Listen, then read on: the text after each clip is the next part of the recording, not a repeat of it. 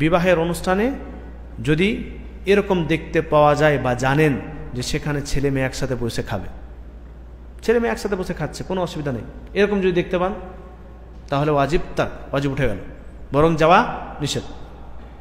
তো দাওয়াতের অনুষ্ঠানে প্রথম শর্তই হচ্ছে এটাই, দাওয়াতের অনুষ্ঠানে যদি কোনো মন্দ কাজ হয় তাহলে সেখানে যাওয়া যাবে না, যদি আপনার মধ্যে এই ক্ষমতা থাকে যে সেটা আপনি প্রতিহত করতে পারবেন, রুখতে পারবেন, বাধা দিতে পারবেন, তাহলে আপনার ওপর যাওয়া জরুরি। দুটি কারণে, একটা হচ্ছে আপনি দাওয়াত গ্রহণ করবেন, দ্বিতীয় হচ্ছে আমর বিল মারুফ ওয়া নাহি আনিল মুনকার, অর্থাৎ ভালো কাজের আদেশ দেওয়া এবং মন্দ কাজের বাধা প্রদান।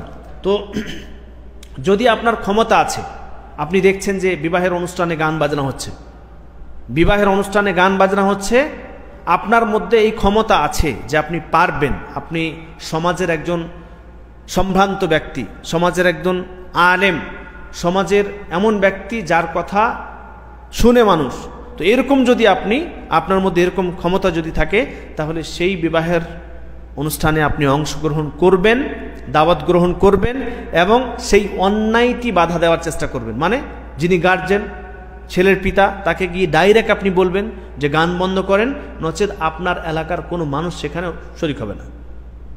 ছেলে মেয়েদের খাবার ব্যবস্থা আপনি আলাদা করুন, যদি আলাদা না করেন তাহলে আমার এলাকার, এই এলাকার যত মানুষদেরকে আপনি দাওয়াত দিয়েছেন কাউকে ঢুকতেই দেব না, এরকম যদি আপনার ক্ষমতা থাকে তাহলে আপনি সেই অনুষ্ঠানে যান, অনুষ্ঠানে গিয়ে এটা দূর করার চেষ্টা করুন, বাধা দেওয়ার চেষ্টা করুন।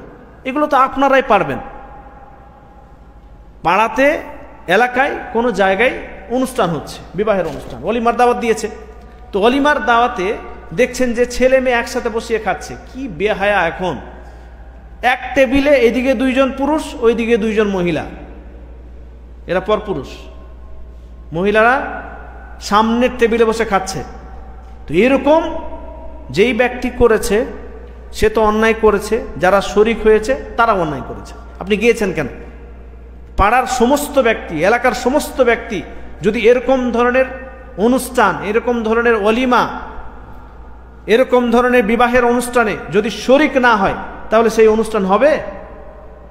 পাড়ার সমস্ত ব্যক্তি যদি এক কথায় বলে যে যেই অনুষ্ঠানে অন্যায় হবে, অপকর্ম হবে, ছেলে মেয়ে একসাথে বসে খাবে, এক টেবিলের খাবার ব্যবস্থা করা হবে, সেই বিবাহে আমরা অংশগ্রহণ করব না, যাব না, তাহলেই তো শেষ।